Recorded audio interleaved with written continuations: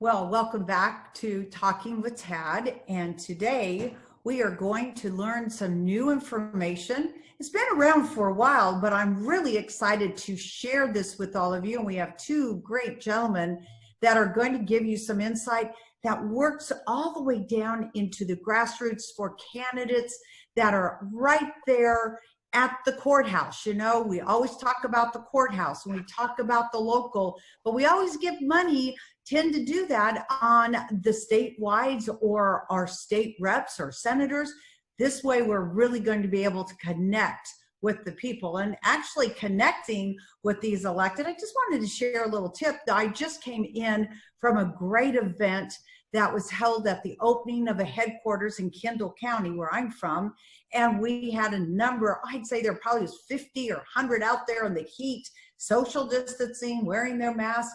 And we heard from our Congressman Chip Roy, and then we heard from our Judge Kevin Yeary, but there also were a number of local candidates that were mingling with everyone. And that's what we want to talk about today, is that we want to talk about our local candidates and how can we, all of us, help them. And that's what our gentlemen who are going to talk today, activists that have been involved, working hard. And so Steve, I'm going to start with Steve Atwell, and then we're going to go off into Fred. And we've got some fun facts here that are going to be shared at the end also. So Steve, let's talk about CRC. Tell them, what does that stand for? And what does this do for our local candidates? It stands for the Candidate Resource Committee. It is a standing committee of the Republican Party of Texas. We have about 24 members, including Tony Ann. She is a non-voting member as per our bylaws, with her counterpart, Robin Armstrong. And we basically raise money for the lower ballot. And they're always kind of overlooked. This committee's been in existence at least since the 80s, maybe before that. Wow. So it's a long, long tradition of us working the lower ballot. The lower ballot's kind of like our bullpen. It is a lot of these guys who learn to campaign at this level, learn to win, learn to govern, learn to articulate and promote conservative principles in the lower level of government, and that includes everything from our judges, county judges, district judges, our appellate court judges, who have been under assault by the Democrats, sheriffs, district attorneys, county commissioners, JPs, all those level of people. And we basically just raise money. We have some requirements from the platform, Rule 43A. We apply that they have to agree with our platform. And in fact, in our application, electronic application that we do, is when their candidate is asked to, if they've read the platform, basically if he says no or she says no, the application stops right there until they go read it. And so that's an important part of this.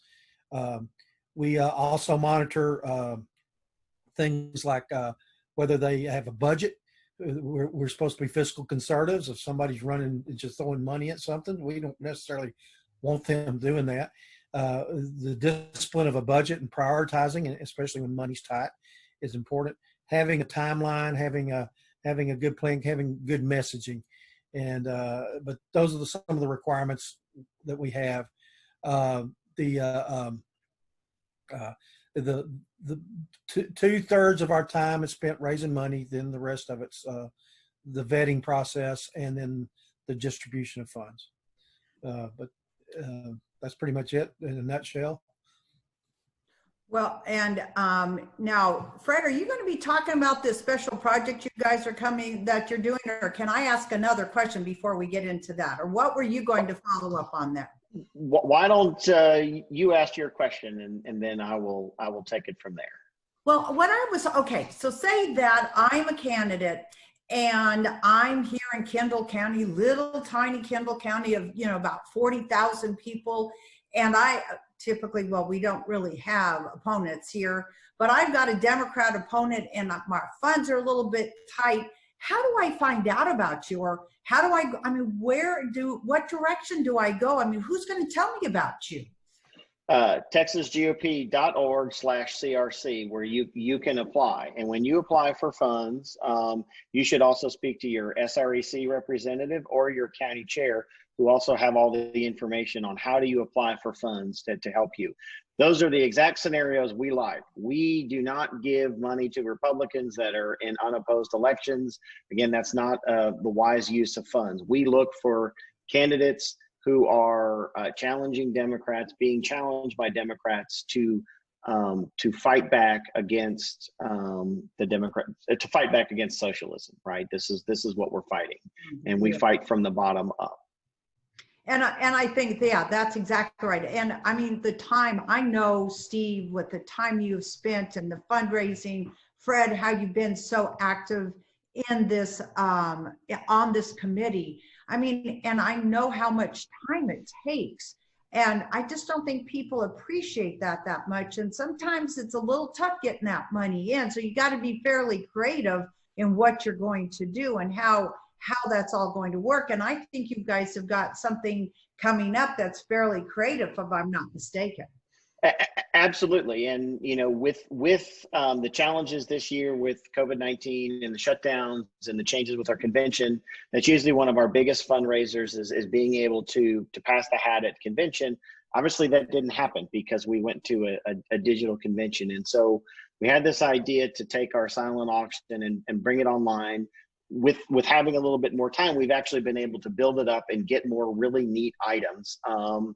And, you know, the party has been extremely supportive of helping us get this together and advertise this, because this has to be our key fundraiser, so we can immediately turn around and distribute money to the applicants and the deserving candidates. So they can do things like buy signs, buy t-shirts, buy radio ads, or buy TV ads if they're in an urban situation.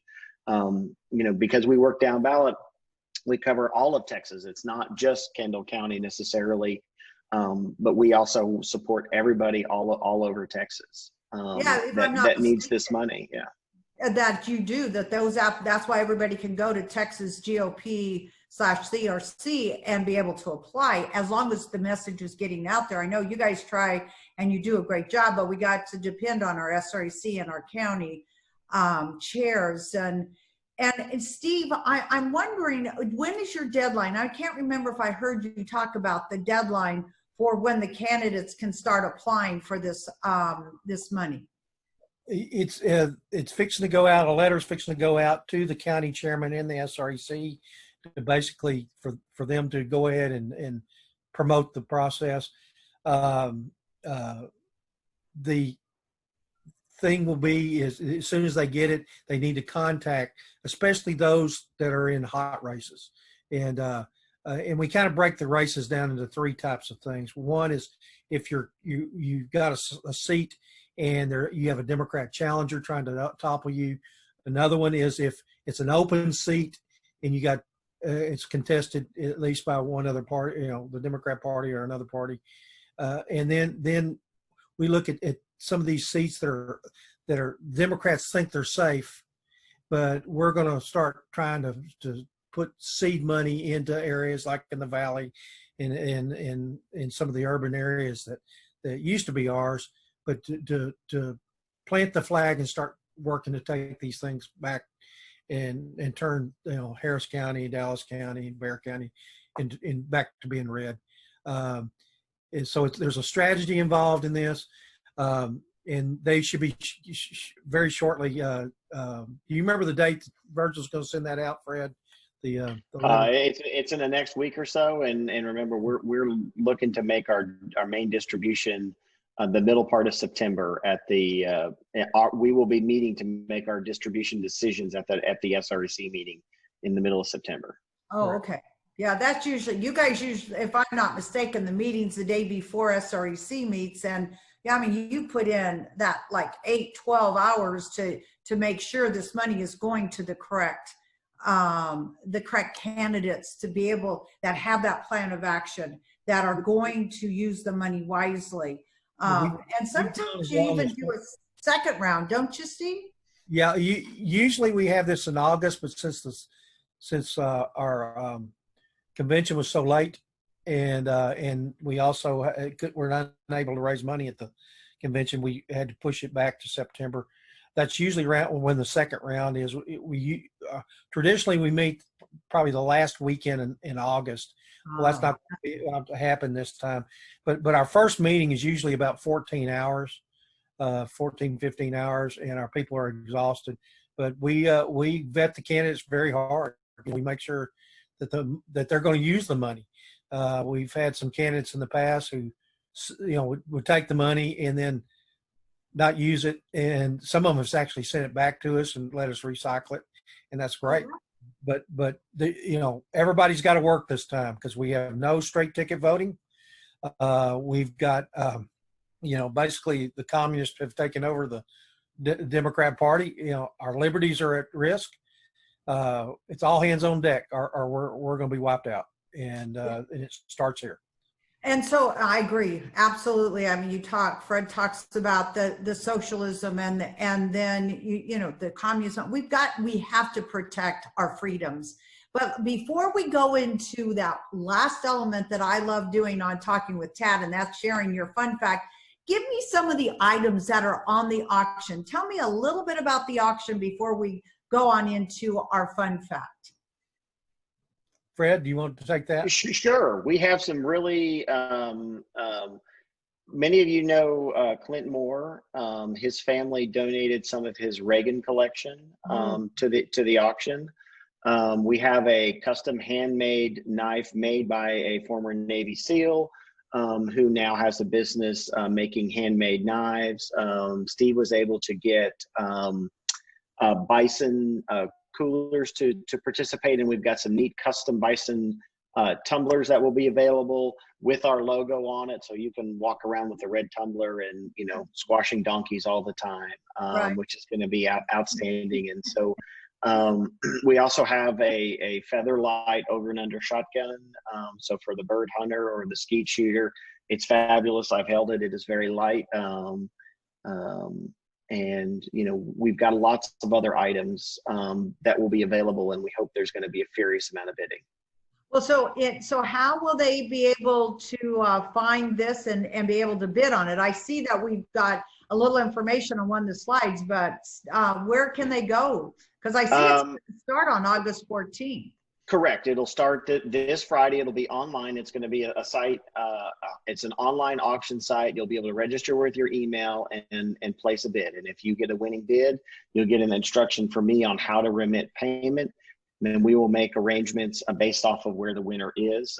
If you buy a Bison cooler and you live in El Paso, we're going to ship it to you. But if you win a Bison tumbler and you're North Richland Hills, Steve may just drop it off at your house, and we will work through shipping those items. There's going to be a little bit of technicality with the shotgun that's going to have to be transferred through an FFL licensed dealer. Depending on where you're at, we'll make those arrangements. So we're legal, but in general, we're gonna use the SREC to help deliver these items. It's going to be an online auction. You'll be able to set up reminders to watch it if you get outbid on the item that you want. There's going to be lots to choose from, whether it's a dinner with somebody or whether it's an actual physical item. Well, they all sound tremendous, and I know those dinners. I don't know who the special person is that you're having that. But with that tends to be one of those items that keeps on growing and growing. So I hope that you reach your goals. I know we got a lot of work, so I hope that people will give, but I hope they participate in this auction. Now let's start wrapping it up. So who wants to go first with the fun fact? Steve, you want to be the first one? Sure. I'll tell something personal. When after I had gotten my first degree from the University of Texas, I decided to go back to school and get a geology degree from Centenary College in Shreveport, Louisiana. And I met this cute little blonde in my physics class. And since I was a non-traditional student, and it had been some time since I've taken some of those type of classes, she began to crib me through through physics, and she actually got my grade up a letter grade, and I was so grateful I married her. That's a good fact. That's how Chris Hummer became Chris Atwell. Ah, sweet. That's a great story. I like that. Okay. And so is she a native Louisiana? No, she was born in Dallas, but her and she reminds me of that because I was born in Fort Riley, and she picks on me about not being a complete native Texan. And but they lived in Illinois, Little Rock, all over because of her dad's business. And but she's a Texan. She's a Texan, and we got her here. That's great. It's a good person to have. I know.